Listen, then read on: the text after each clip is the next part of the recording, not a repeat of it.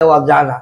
আবার একটা আইন আছে, শেখ হাসিনা যেটা কইরা গেছে, হ্যাঁ, তাকে কোনো রাজনীতি করার ক্ষমতা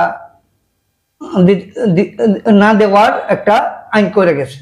তো সেই ক্ষমতা বলে আওয়ামী লীগের কোন রাজনীতি করতে পারবে না, মানে ওর আইন দিয়েই ওকে ডিসমিস করতে। হ্যাঁ, এবং এই যে আওয়ামী লীগের যে আইন, আওয়ামী লীগের যে চরিত্র, বিএনপিরও তাই চরিত্র। আমরা যখন 5 তারিখে আমরা যখন লাশ খুঁজি, শহীদদের লাশ খুঁজি, তখন তারা কি করছে, সারা বাংলাদেশ একজোটে, বিএনপির লোকজন সারা বাংলাদেশ একজোটে সন্ত্রাসী, চাঁদাবাজি, বাড়ি পুরা, বাড়ি ভাঙ্গা, এই দোকানে তালা দেওয়া, আবার টাকা নিয়ে দোকানের তালা খোলা, এইগুলি চালাই দিচ্ছে। কাকা, আমি আপনি যে প্রশ্নটাই বললেন, আসলেই এই যে বললেন যে দোকানপাট এবং বিভিন্ন জায়গায় এই যে রাস্তায় হকাররা বসে, আসলে কি যখন বিএনপির আমল ছিল ওই সময় কিন্তু ওই জায়গাটা বিএনপির দখলে ছিল, এবং ওই আওয়ামী সরকার আসার পরে ওরা নিয়ে গেছে। এই জন্য ওই জায়গাটা ওরা ফিরিয়ে নেওয়ার জন্য না, নিয়ে গেছে, বিএনপি নিয়ে গেছে। এই জন্যই আমি বলি যে আওয়ামী লীগের সাথে সাথে বিএনপি সংগঠনটাও নিষিদ্ধ করা দরকার। কারণ বিএনপি, আওয়ামী লীগ যে চরিত্র, বিএনপিও সেই চরিত্র।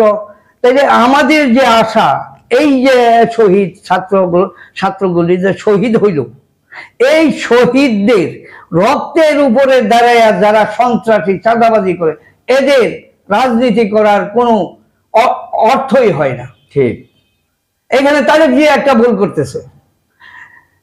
ফখরুল সাহেব কি করছে, সে ডক্টর ইউনূস সাহেবকে বলছে যে 2- ফর্মুলা করতে, কিন্তু আসলে তারা করতে চাইছে খালেদা জিয়া এবং তারেক জিয়াকে।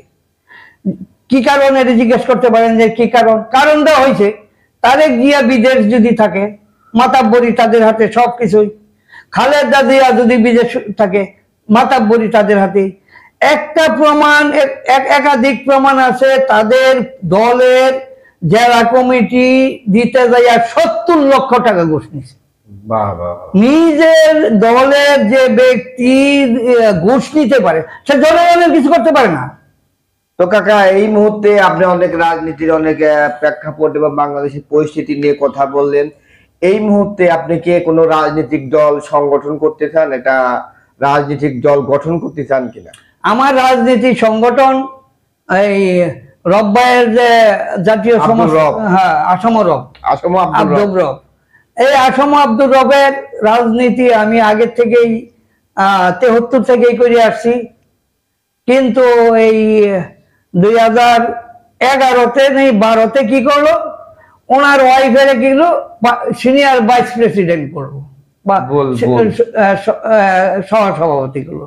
তখন আমাদের কিন্তু যে দফাগুলি 12টা দফার মধ্যে একটা দফা আছে যে পারিবারিক তন্ত্রের রাজনীতি আমরা করবো না, কিন্তু উনি ঢুকাইয়া দিছে।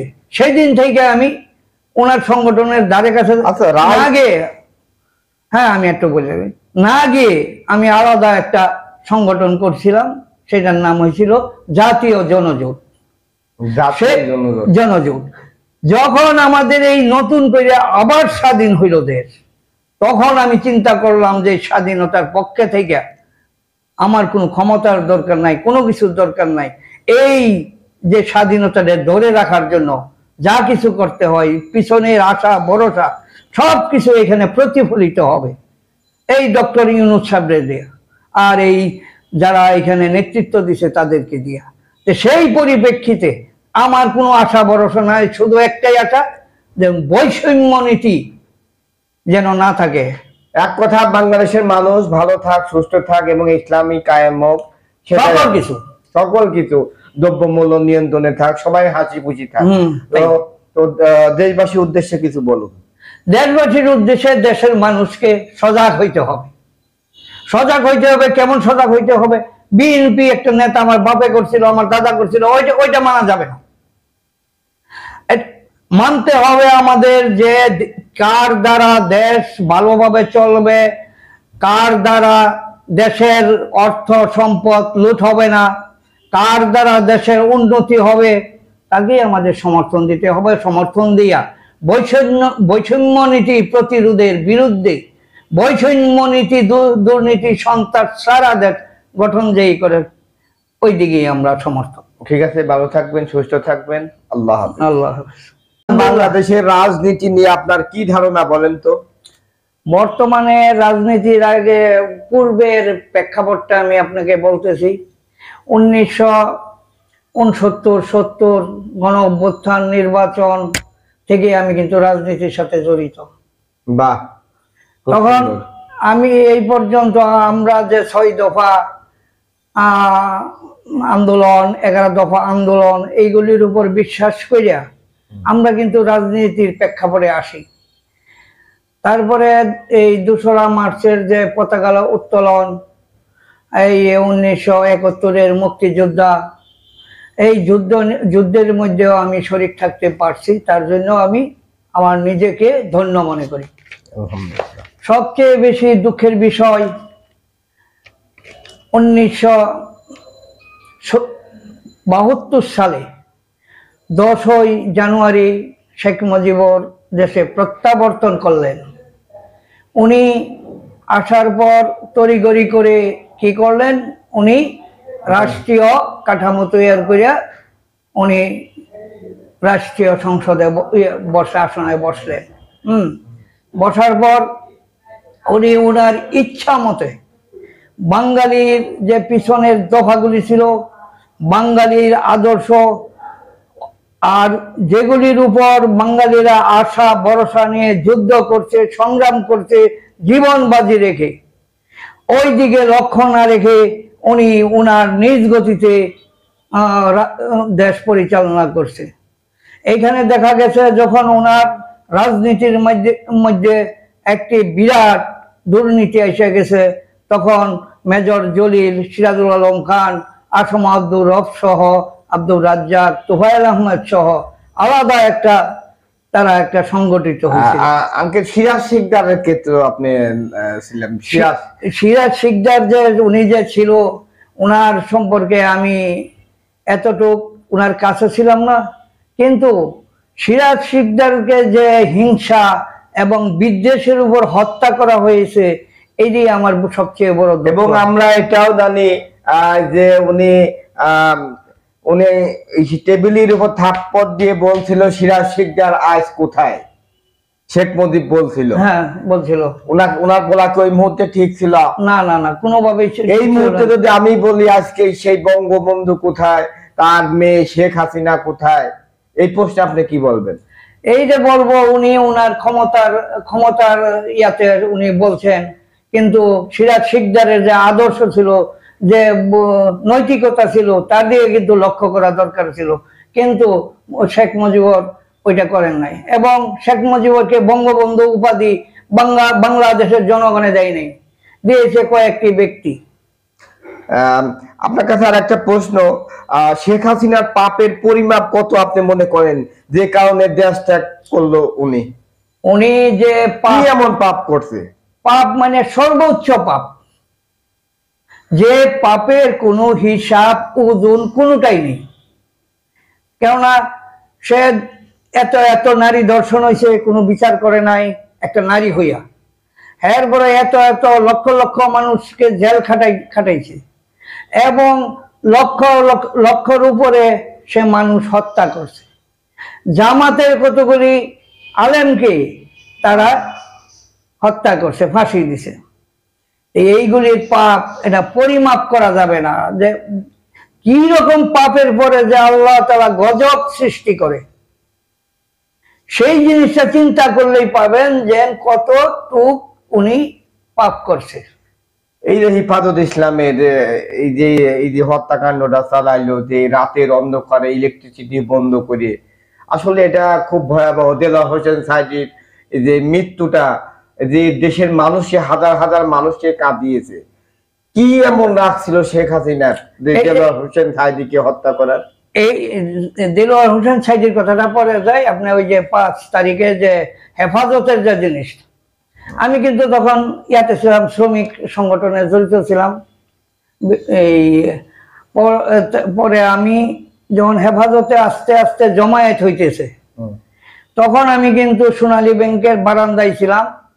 বারান্দায় থাকার পরে যখন হেফাজতে হাজার হাজার লোক জমায়েত হয়ে গেল, তখন পুলিশও চতুর্দিকে তারা ঘেরাও করতেছে।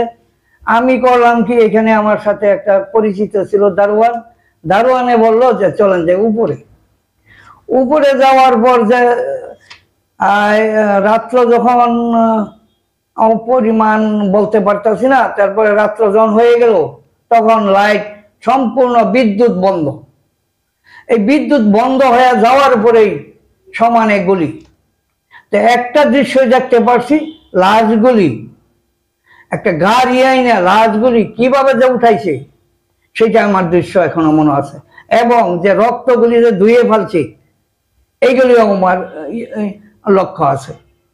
যে পরিমাণে উনি যে হত্যাগুলি করছে, একটা ছেলের লাশ দেখা আমার কাছে খুব খারাপ লাগছে।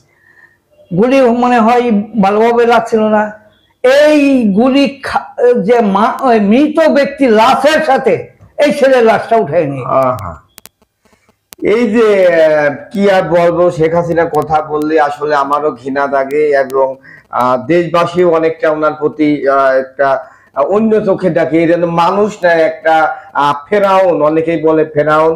আর নতুন একটা ঘটনা ঘটেছে গত পরশুদিন। ইসকন একটি হিন্দু সংগঠন এবং পরিচালক হলো শেখ হাসিনা, এবং আওয়ামী লীগের বিভিন্ন রাজনৈতিক দলগুলো এটা পরিচালনা করতেছে। এবং তারই পরিপ্রেক্ষিতে আইনজীবী সাইফুল ইসলাম আলিপের যে হত্যাকাণ্ডটা ঘটলো, এই ব্যাপারে আপনি কি বলবেন? এই ব্যাপারে এইখানে শেখ হাসিনার প্রতিবাদী যেই হয়েছে তাকে জেল জুলুম করছে, জেলে দিছে, ফাঁসিতে দিছে, এবং অত্যাচারের বাকি রাখে নাই। এখন এই ইন্ডিয়ার সহযোগিতায় শেখ হাসিনার আদেশে এই আইনজীবীকে হত্যা করা হয়, এটা কৌশলগতভাবে হত্যা করা হয়েছে। এই যে আর একটা প্রশ্ন, সমন্বয়ক সাদ্দিস আলম এবং হাসনাতকে প্রাণহানি করার চেষ্টা, এই যে একটা কথা বলছেন, এই কথাটা কিন্তু খুব দুঃখজনক। কারণ হয়েছে 1972-এর 12ই জানুয়ারি থেকে শেখ মুজিবর থেকে এই পর্যন্ত 5ই আগস্ট 2024 এর মধ্যবর্তী সময়ে শুধু নিজেদের জন্য রাজনীতি করে গেছে, রাজনীতি এবং অপরাজনীতি আর অপশাসনে দেশ পরিচালিত হয়েছে। কাকা, আমি যে আপনাকে একটা প্রশ্ন করি, আওয়ামী লীগ কোন রাজনৈতিক দল না, ওর একটা ব্যবসা প্রতিষ্ঠান, আপনি কি উত্তরে কি বলবেন?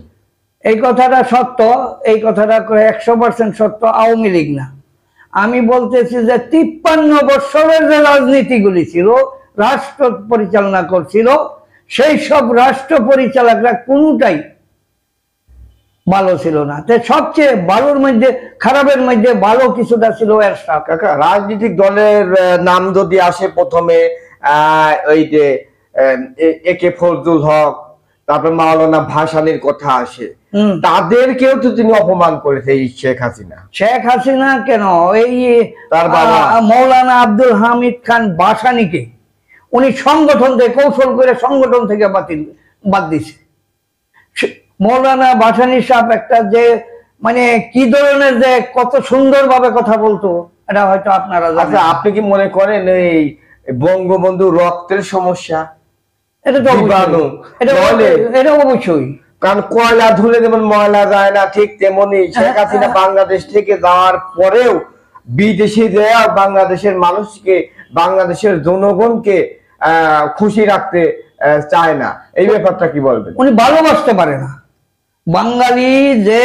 বাঙালি যে আমরা একটা জাত, একটা গোষ্ঠী, বাংলা ভাষী, এইটাকে উনি কিন্তু মূল্যায়ন করে নাই। উনি আমাদের এই বাংলাদেশের মানুষের চেয়ে সবচেয়ে বেশি প্রাধান্য দিছে ভারতের জনগণকে, ভারত সরকারকে। আর ভারতেও এমন কিছু করছে, স্বাধীনতার সাথে সাথে হাজার হাজার কোটি টাকার মালামাল নিয়ে গেছে মুজিবুর।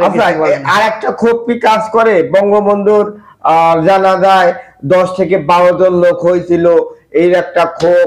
এবং বঙ্গবন্ধুকে হত্যাকাণ্ড করা হয়েছিল, এই রাগেই কি শেখ হাসিনা এই বাংলাদেশের মানুষকে এত বড় এই 17 বছর ধরে কষ্ট দিল এই রাগে?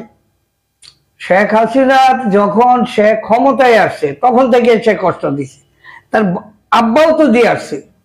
73 সাল থেকে 76 সাল পর্যন্ত লক্ষ্মী বাহিনী গঠন করে, 76 না, 73 থেকে 75 সাল।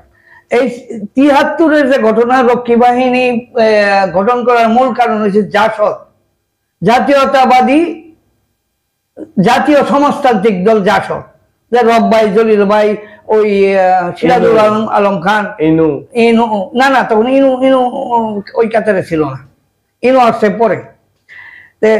এই যে এই ইয়াকে এই জাসদকে দমানোর জন্য কিন্তু রক্ষী বাহিনীর সৃষ্টি করছে।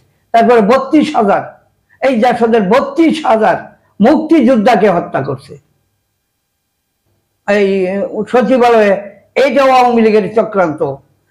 গার্মেন্টসে যেগুলি হচ্ছে সবাই কিন্তু আওয়ামী লীগের চক্রান্ত। আসলে এই যে হিন্দুবাদ নিয়া, এইটাও আওয়ামী লীগের সবচেয়ে বড় চক্রান্ত। এই সাইফুল ইসলামকে যে হত্যা করা হয়েছে এটাও আওয়ামী লীগের চক্রান্তই হয়েছে। এই যে সারজিৎ আর ইয়ার কথা বললেন, হাসনাত ভাইয়ের কথা বললেন, দেখেন এই সারজিৎ আর হাসনাত তুহিন তারা যদি না থাকতো এই আন্দোলন কিন্তু আগে যাইতো না, এই আন্দোলন কিন্তু পিছিয়ে হটতে হইতো। তারা জীবন বাজি রেখে তারা আসছে আগাইয়া আইসা ছাত্রদেরকে পিছাইতে দেওয়া হয় নাই। তখন আমরাও থাকতে পারি নাই, আমরাও বাড়ি ঘর ছেড়ে আমরাও আইসা পড়ছি, আইসা আন্দোলনে যোগ দিছি।